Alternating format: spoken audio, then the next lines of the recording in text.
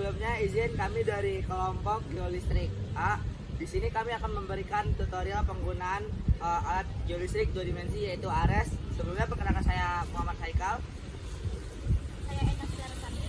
Saya Didi Sogotoro. Saya Laki Dalila. Saya Dita Fasila. Saya Muhammad Nurali Hidayat. Saya Isya Maharani. Saya Vivi Situmorang. Saya Nadira Salwa. Saya Rizky Kudia. Baiklah, di sini saya akan menjelaskan sedikit tentang apa itu metode geolistrik 2 dimensi. Metode geolistrik 2 dimensi adalah suatu metode dalam ilmu geofisika yang berguna untuk mengetahui kondisi bawah permukaan tanah berdasarkan dari hasil tes yang didapat. Dalam konteks geoteknik sendiri, metode geolistrik berguna untuk dikorelasikan dengan nilai NSPT. Nilai NSPT adalah nilai untuk mengkarakterisasi atau menentukan jenis-jenis tanah yang ada di bawah permukaan tanah. Alat dan bahan yang digunakan dalam pengukuran kali ini yang pertama itu adalah meteran. Meteran ini berfungsi untuk mengukur panjang lintasan saat pengukuran metode geolistrik 2D. Untuk panjang lintasan pengukurannya itu disesuaikan dengan kondisi lapangan. Berikut adalah alat yang kita gunakan adalah Garmin atau GPS tangan. GPS tangan sendiri berguna untuk mendapatkan koordinat awal lintasan dan koordinat akhir lintasan yang mana nantinya berguna untuk kita menarik pelurusan dari lintasan tersebut. Selain itu, Garmin sendiri juga kita gunakan sebagai marking untuk si elektroda sendiri, yang mana nanti marking ini menghasilkan data koordinat yaitu UTM-X dan UTM-Y serta elevasi untuk mendapatkan topografi dari wilayah pengukuran sendiri. Selanjutnya yaitu ada elektroda, yang mana elektroda ini digunakan untuk menghantarkan arus listrik dan mengukur beda potensial di dalam tanah. Yang dimana dalam pengukuran geolistrik, elektroda ini dibuat spasi sesuai dengan panjang lintasan, yang dimana Semisalnya kita menggunakan panjang lintasan itu sekitar 50 meter, maka spasi yang kita gunakan yaitu 1 meter. alat yang digunakan selanjutnya yaitu kabel multi-channel. Kabel multi-channel ini berfungsi untuk menghantarkan arus dari main unit ke elektroda. Jadi jumlah multi-channel yang digunakan itu tergantung dari elektroda yang digunakan. Misalkan kita menggunakan 48 elektroda, maka kita akan menggunakan 4 multi-channel. Karena dalam satu multi-channel ini terdapat 12 elektroda yang akan dihubungkan.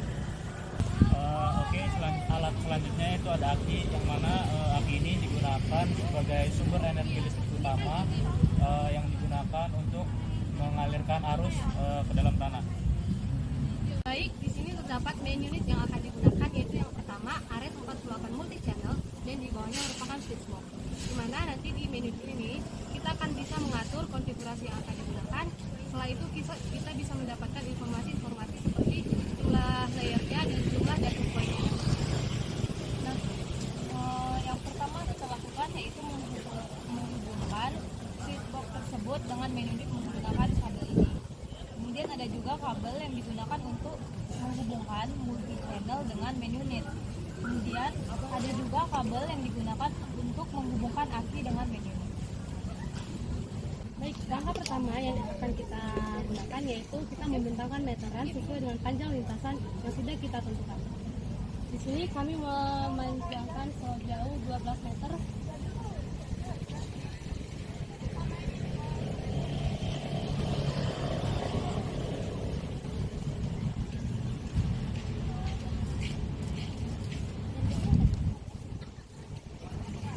Selanjutnya setelah meteran dibentangkan, kita akan menancapkan elektroda dengan spasi 2 meter yang dimulai dari titik 0.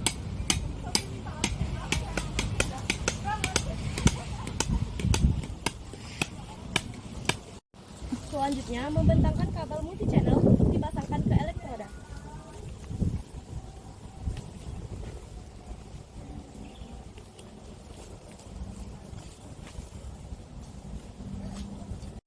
Baik, selanjutnya kita akan menyambungkan kabel dari switch box pada kabel multi channel.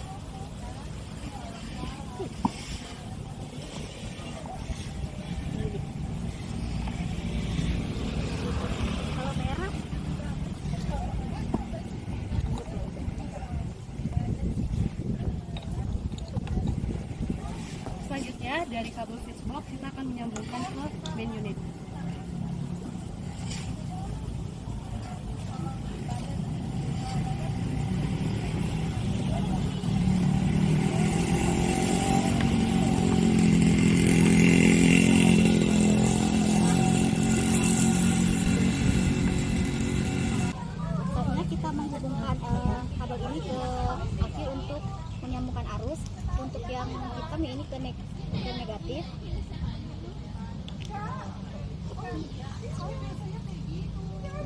apakah itu positif. Baik, selanjutnya kita akan mengoperasikan main unitnya itu dengan mengaktifkan main unit di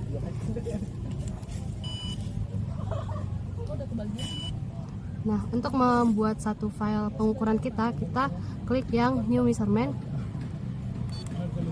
Selanjutnya karena di sini kita menggunakan pengukuran 2D, kita pilih yang 2D multi cable. Karena di sini ada copy setting from another file, karena kita tidak ingin mengcopy dari file lain, kita tekan yang X. Selanjutnya kita ketik nama file yang akan kita simpan. Misal di sini kami menggunakan nama file to T dan U.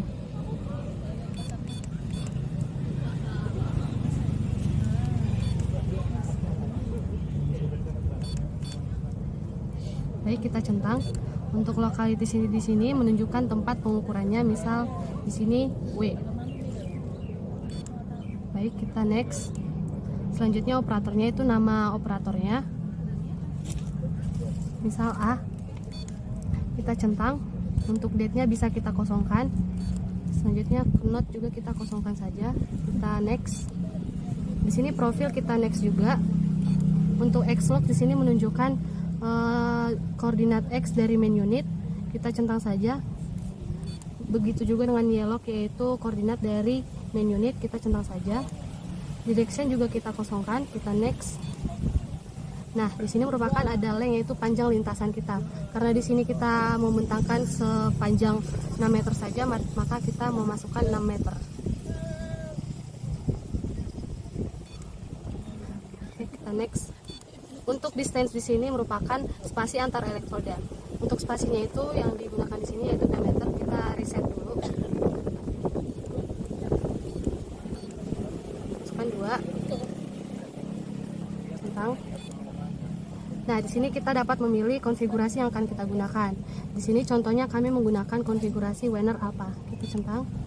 Untuk S-min-nya kita isi dengan 0. Kita centang saja. S-max-nya itu benar sudah 6, kita centang lagi.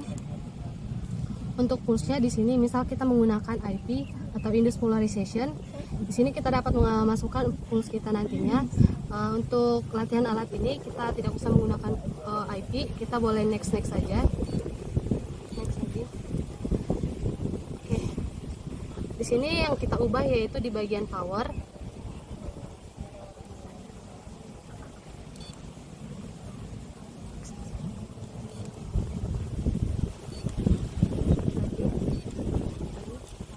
Nah, yang 600 ini kita ubah menjadi 850. Sudah, kita next. Di sini diberikan informasi yaitu jumlah layernya dan jumlah datum poinnya dan estimasi waktu dalam pengambilan waktunya. Kita dapat centang. Measure now. Kita centang.